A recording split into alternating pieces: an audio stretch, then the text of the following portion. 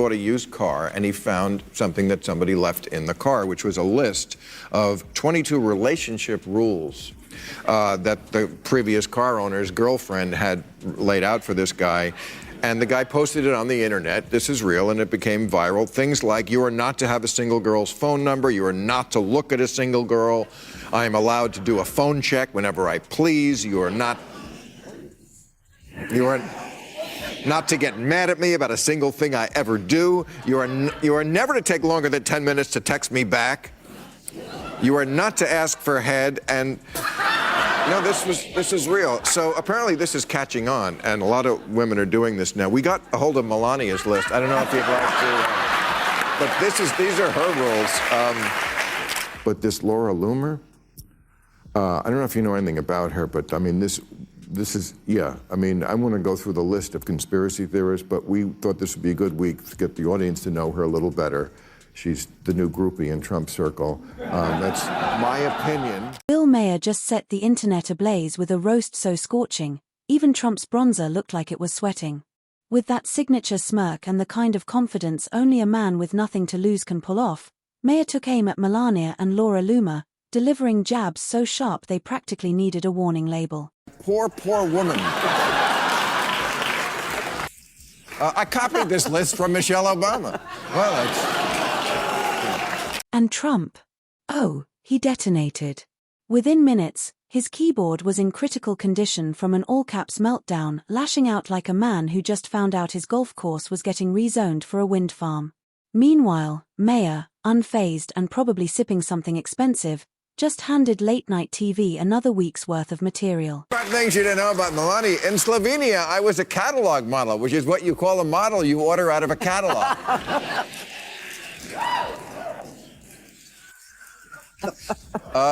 I have no first language. I hope I inspire little girls everywhere to marry for money. Oh, that's so sweet. Maher doesn't just crack jokes, he sharpens them like throwing knives, launching them with pinpoint accuracy and a smirk that says he already knows exactly where they'll land.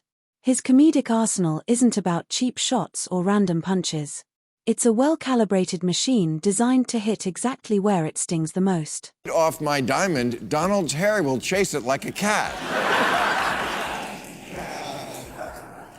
I wish I knew why I have a recurring dream I'm pinned beneath a giant orange sack of shit. And if I could tell my younger self just one thing, it would be this. If you catch a leprechaun and he gives you one wish, be more specific.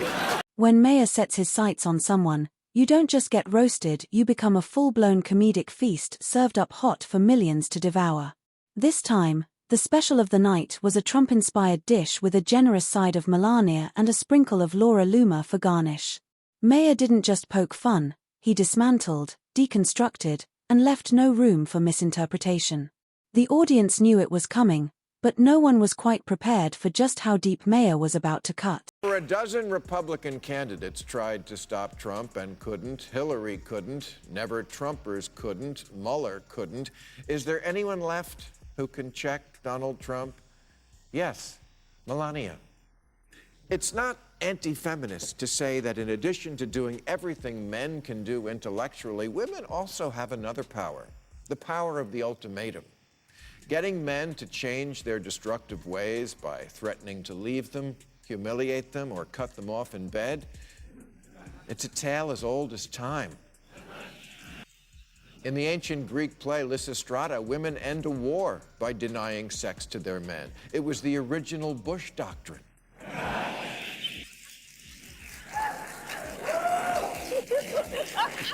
First came the warm-up, a few jabs to set the stage, get the audience comfortable, and prepare them for the main event. A light tease about Trump's ego, a little wink at his never-ending list of grievances, and the crowd was already in stitches. But Maher, a man who has never been content with just grazing the surface, went straight for the jugular. He painted a picture so vivid it was impossible not to visualize Melania, forever frozen in that mysterious blend of disinterest and contractual obligation, perfecting the art of appearing as if she's in an invisible hostage situation. The crowd roared. But Maher wasn't done. He dove straight into the absurdity of Laura Loomer's relentless, almost poetic obsession with proving her loyalty to Trump, an allegiance so aggressive it could probably qualify as a full-time job with a benefits package. Melania, the world needs you. President Hellboy has proved to be impervious to facts, reason, shame, and the law. But maybe if you left him for another man, especially if that man was Mexican. This wasn't just a standard late-night monologue. Maher delivered each joke with the conviction of a seasoned storyteller who knew exactly how to frame his humor so that even those who normally tuned out political satire couldn't look away. His ability to balance sarcasm with brutal honesty is what sets him apart. He doesn't just poke fun at the absurd, he amplifies it, stretches it to its logical extreme, and makes you wonder why you never saw it that way before. I don't hate all brown people, just the brown ones.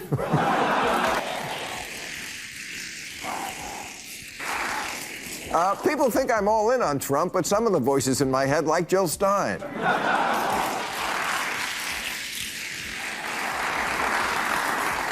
My hobby is refurbishing vintage lawn jockeys.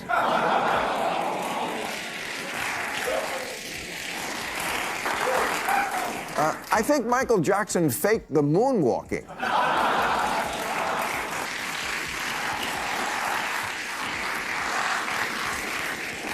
If you say Beetlejuice 4 times, you get me.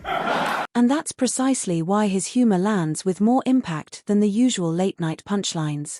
While some comedians rely on exaggerated impressions or goofy caricatures, Maher opts for intellectual dissection. He doesn't create absurdity, he exposes the absurdity that already exists.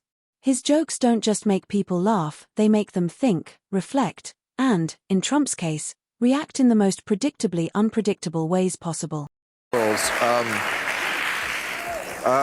You are not to leave your girdle on the bathroom floor. You are not to ask for hand. You are not allowed to eat Wendy's in bed. Tell Wendy I can hear her.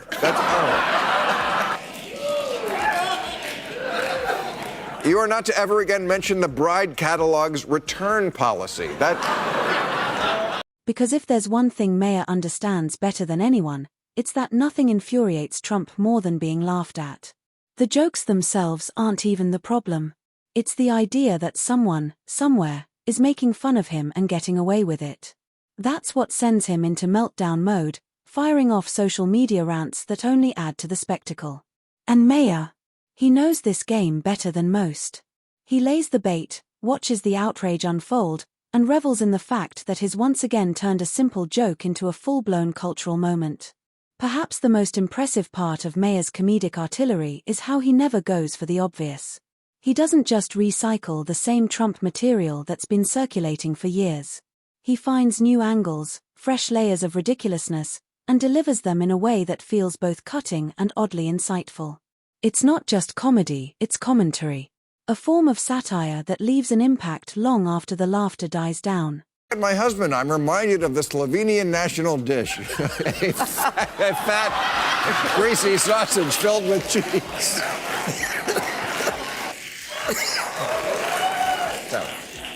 I once caught Mike Pence trying on my stilettos. So, while the jokes were flying and the crowd was losing it, somewhere in the background Trump's team was probably scrambling. Melania was keeping a carefully measured poker face, and Laura Loomer was preparing her next loyalty pledge. And Maher, he was already on to his next joke, knowing full well that by the time the dust settled, he'd not only won the night but secured another week of material courtesy of the very people who can't seem to stop taking the bait. The internet reacts to a viral moment the way seagulls react to a single dropped French fry: total chaos, zero mercy, and an unstoppable swarm of content creators ready to feast. The second Maher's joke landed, Twitter lit up like a malfunctioning Christmas tree. TikTok stitched together reaction videos at lightning speed, complete with dramatic reenactments, exaggerated voiceovers, and at least 3 conspiracy theories about what Melania was secretly thinking. And Instagram? Well, it did what it does best, turned the whole thing into aesthetically pleasing text posts that make even political drama look like an inspirational quote. For example, my spirit animal was eaten by Haitians.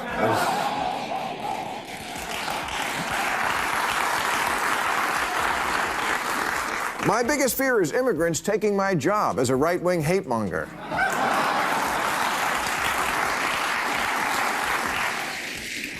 As a child, I had 2 of my Bratz dolls deported. But the real gold mine? The memes. They came in faster than anyone could process. Melania's poker face got photoshopped onto everything from the Mona Lisa to a stone-cold gargoyle. Luma's reaction became a template for every over-the-top meltdown in history. And somewhere in the chaos, someone managed to edit Maher into a gladiator arena, standing victorious while Trump supporters threw digital tomatoes from the cheap seats. If memes were currency, the internet just hit the jackpot. Meanwhile, late-night hosts saw the opening and pounced like hungry lions in a stand-up comedy safari. It wasn't just Maher anymore. Kimmel, Colbert, and even the SNL writers' room suddenly had a brand new gift to unwrap. Each show took its turn adding fuel to the fire, remixing the original joke, poking at Trump's inevitable reaction, and throwing in a few jabs just to keep things spicy. If late-night television had a hall of fame for moments that write themselves, this saga would be getting its own wing. I'm not saying that Trump doesn't care about his followers, but Trump is saying it. And by the way, isn't that breeze nice? Do you feel the breeze? Because I don't want anybody going on me. We need every voter. I don't care about you. I just want your vote. I don't care. See, now the press will take that and they'll say he said a horrible thing. Of course, if you say a horrible thing, people are going to say what you said is horrible. That's how words work. Next, they're going to say I punched an old lady in the face just because, bam, oh! She went down fast, didn't she, folks? Get up, old lady. I'm working my ass off up here. I'm working my swampy ass. And Maher? Oh, he's loving this. When a joke causes this much of a stir, there are only 2 ways to go: backpedal and play it safe, or double down like a man with nothing to lose. If history is any indicator, Maher isn't exactly known for taking the polite exit. He's either cracking a follow-up joke as we speak or sitting back with a glass of whiskey, watching the world burn with a smug grin. Either way, the damage has been done, and the aftershocks are just as entertaining as the original quake.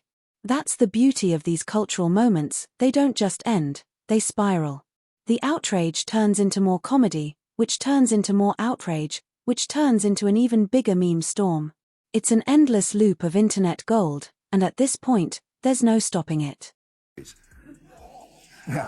The ones where you ask room service for a bucket of ice and it comes as you're boarding the flight home.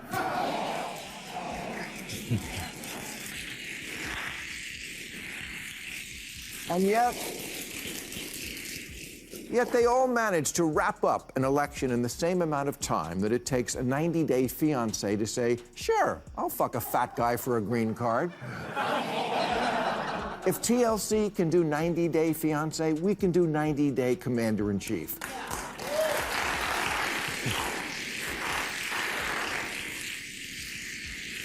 Because at this point, I feel like Melania in the bedroom. I just want to get whatever's going to happen. Every time Trump gets into a spat with a celebrity, the universe collectively sighs and asks the same question.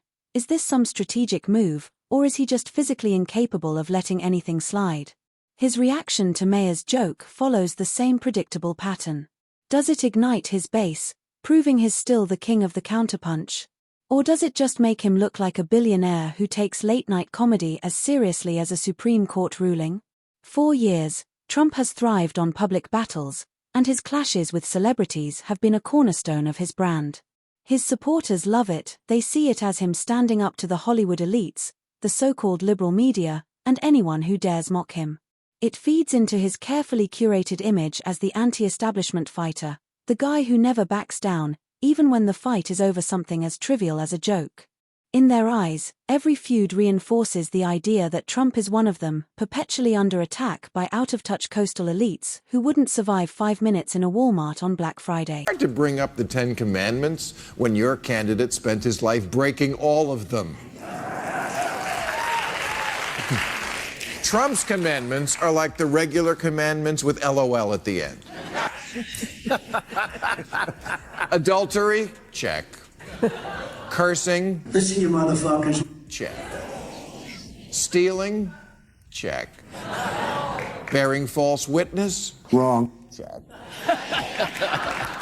False idols? Oh, yeah. But here's the thing, there's a limit. Even for his most diehard fans, there comes a point where the endless outrage cycle starts to feel less like owning the libs and more like watching your uncle get into yet another Facebook argument with a stranger. The problem with constantly responding to every perceived slight is that eventually, it stops making you look like a tough guy and starts making you look fragile. And if there's one thing Trump hates, it's looking weak. This is where the long game gets complicated.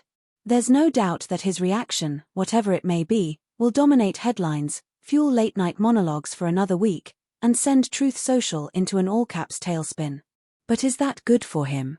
His most infamous celebrity feuds have been a mixed bag. His attack on Meryl Streep as one of the most overrated actresses in Hollywood was so absurd that it became comedy gold. His obsession with Alec Baldwin's SNL impression only made Baldwin's performance more iconic. Even his war with Rosie O'Donnell, which predates his political career, was so relentless that it became part of his persona.